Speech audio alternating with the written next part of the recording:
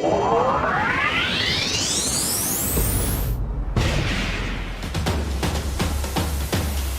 SUGBO, bata ang sentro sa panerbisyo.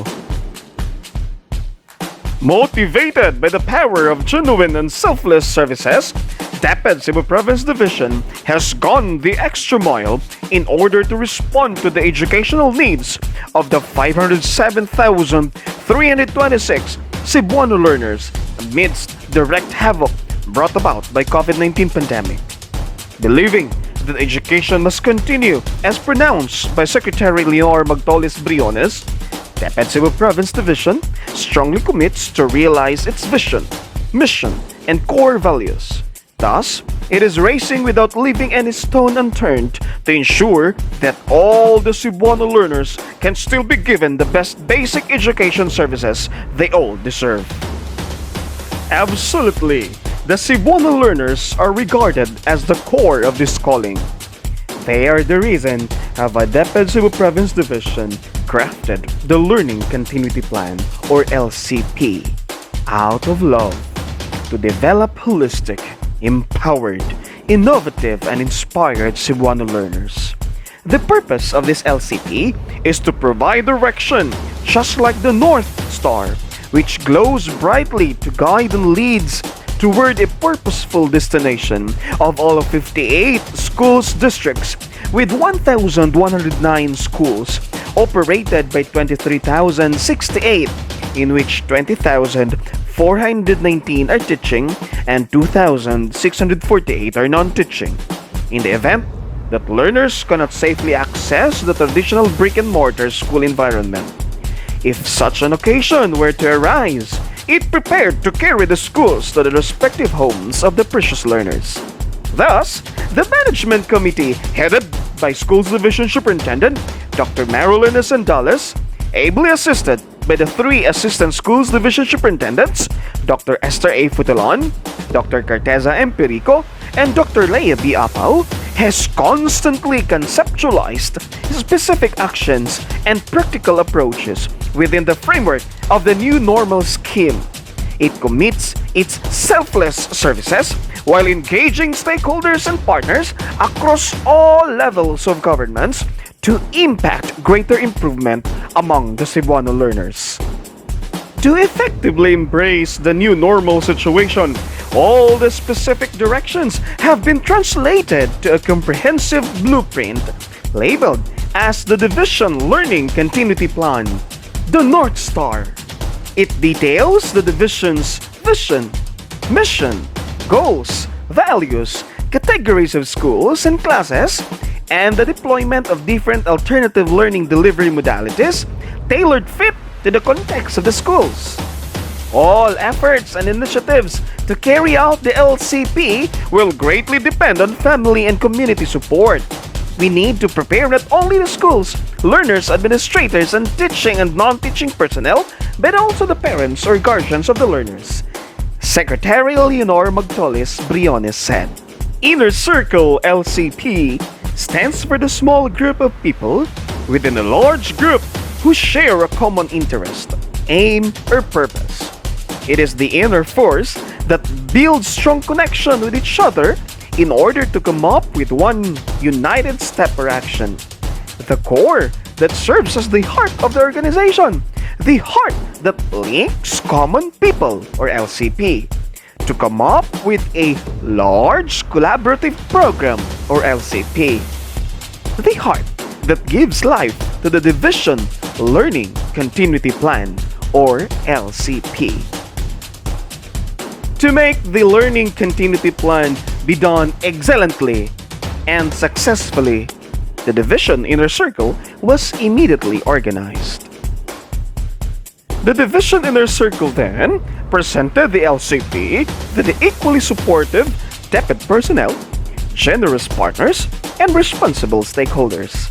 For a more productive implementation of LCP, a partnership building with the LGUs, barangay officers, Purok officers, and stakeholders was immediately realized.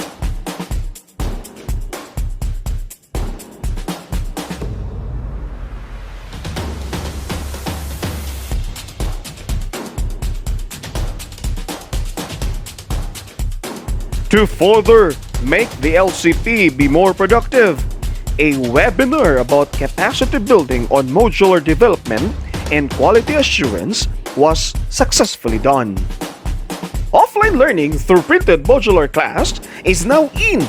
Self-learning modules become very essential in both online and offline learning modalities, keeping the learners upbeat in pursuing to develop and enhance their competencies. A technical working group of home study intervention yielding academic success or HIAS sa SUGBO was accordingly assembled to promote and share the 8-pointer guide to teachers, stakeholders, LGUs, and parents alike as home tutors. HIAS sa SUGBO is a home tutor's guide originally written in English, later on translated in Cebuano to make it more understandable and relatable. HIAS sa SUGBO was then developed, edited, and finalized. For Wave 1 pilot implementation, a virtual orientation for home tutors was initiated. DepEd Cebu Province creatively organized a SUGBO tri-project comprising of home study intervention yielding academic success or HIAS sa SUGBO, which is an 8-pointer guide for home tutors. SUGBO, Community of Leaders Aspiring Productivity, or CLAP, which is a network of personal organizations that look into the welfare and well-being of their respective members. And SUGBO Hands, which is an online medical and dental consultation and services. This tri-project was collaboratively conceptualized, launched, and implemented, making sure that everyone in DepEd Cebu Province is well taken care of while embracing this new normal scenario. Undeniably, it generated an audience of more than 50,000 views during the virtual launching on July 17, 2020 via FB Live streaming. A virtual capacity building on the utilization of the various online platforms was considered beneficial by the division inner circle. Hence, a webinar of trainers training was realized. Learning packets such as modules and worksheets aligned with the most essential learning competencies or MELC were printed and packaged to ensure learning continuity amidst the pandemic.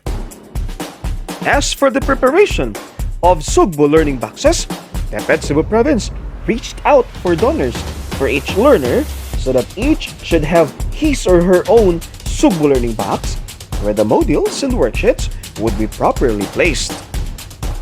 After the HIAS sa SUGBO orientation with parents, stakeholders, and LGUs, respective SUGBO Padala volunteers were pulled together. These volunteers would get the SUGBO boxes every Monday morning and would return the SUGBO boxes every Friday afternoon.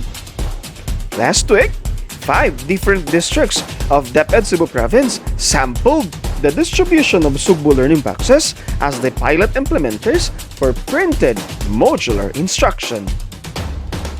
The 7 pilot schools, namely Cartesa National High School, Danbantayan District 2, and Malbago Elementary School, Danbantayan District 1, both from Danbantayan, Cebu, Compostela National High School from Compostela, Cebu, Tuburan Central School from Tuburan, Cebu, Argao Central School from Argao, Cebu, Delagete National High School from Delagete, Cebu, and Cordova Central School from Cordova, Cebu, had demonstrated the core values of being sincere, united, godly, brilliant, and obedient as they gave off their phenomenal contribution in making the pilot implementation amazingly successful. These schools represent the key stages employing the different types of online, offline, and blended distance learning. Dasig lang, SUGBO!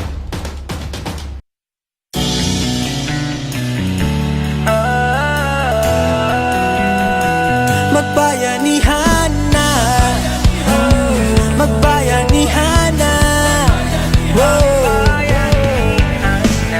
bayanihan, pagtutulungan, walang kulang. upas na kaugalian, natagatibay sinasabuhay, galak sa puso ay walang kapantay. Panahon na naman ang brigada,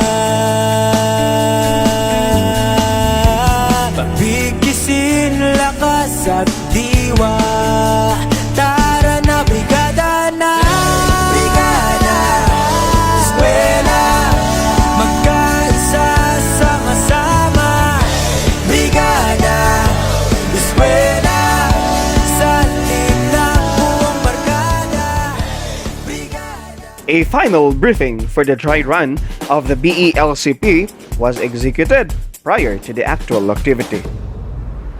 As the pilot implementation was going on, selected DepEd personnel headed by no less than Schools Division Superintendent Dr. Marilyn S. Andales were assigned to do the monitoring of daily activities via on-site and online modalities.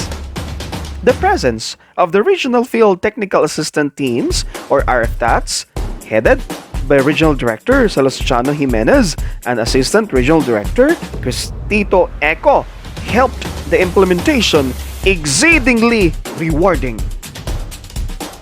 While the daily activities were monitored, the DepEd personnel spent some time interviewing the stakeholders.